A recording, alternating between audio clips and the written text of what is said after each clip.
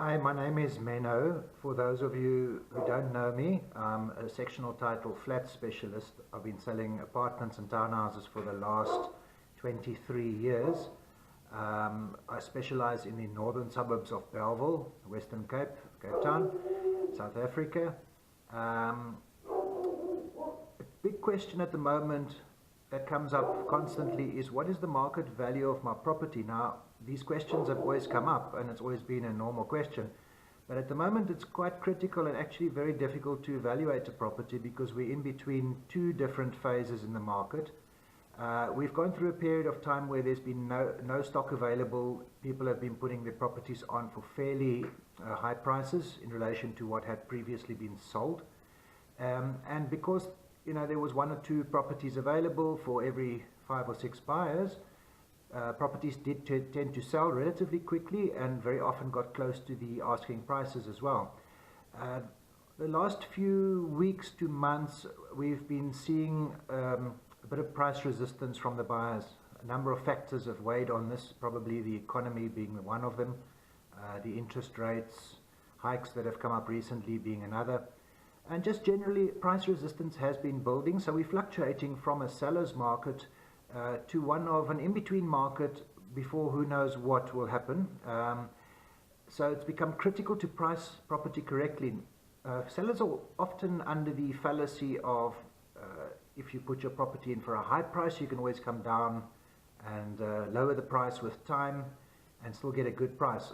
In actual fact, this is counterproductive, as your best price you normally attain for a property is generated within the first few weeks that it comes onto the market, when things are fresh, when the property is still interesting to people. It's a new release, it excites buyers, there's a lot of competition generated, a lot of reaction, and that's when things happen, when there's competition. When things become quieter as time passes by, generally buyers out there that have been shopping for a while and been watching the market start generating or getting the idea that the property must be overpriced or something's wrong with the property, and they start sort of losing interest in the property on the one hand. On the other hand, you also get people with the attitude that, well, the seller's been in the market, this property has been around for quite some time, so let's make a ridiculous offer. So in actual fact, prices tend to become poorer as time goes on. If you don't get it right the first time, it normally becomes more difficult to sell at a decent price. Now, as estate agents, myself specifically, I really tend to work for my seller. My seller is going to be paying my income at the end of the day. So whatever really good price I can get, I would try and get the best price for the seller. It's to my advantage as well to get a better price. The more we get, the more the seller gets, the more the agent gets. So the whole goal has to be getting the best attainable price and determining what that price is.